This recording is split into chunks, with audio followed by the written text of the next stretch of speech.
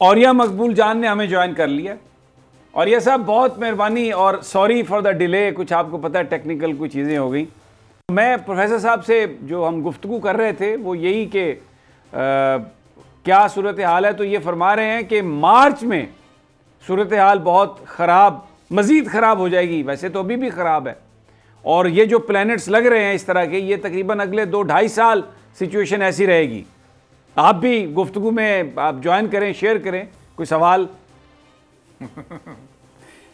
देखिए, मैं प्रोफेसर साहब का बड़ा मुतक़िद हूँ और मुफ्ती हूँ। ये एक तवील अरसा इस बहर में मैं शनावर रहा हूँ, लेकिन फिर मुझे बुज़ुर्गों ने मना कर दिया, फिर मैं ऐसा। लेकिन कुछ रूहानी लेवल पे भी चीज़ें मौजूद हैं। एक बात तो ये है कि वाकई हमारी जो शामत अमाल है वो बहुत बुरी तरह की आने वाली है, और ये को 13 मार्च के बाद से थोड़ा सा मसला होगा।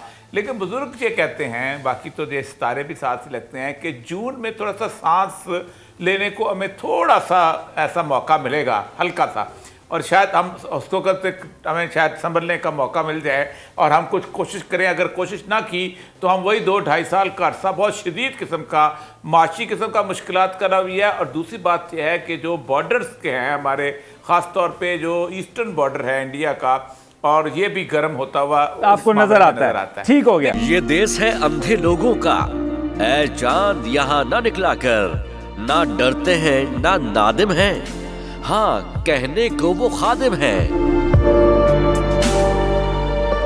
यहाँ उल्टी गंगा बहती है, इस देश में अंधे हाकिम है। ये देश है अंधे लोगों का, ऐ चांद यहाँ ना निकला कर।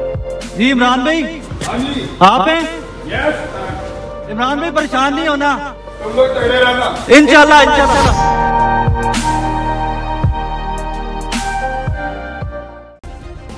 सब्सक्राइब करें और बेल दबाएं ताकि कोई खबर रह न जाए।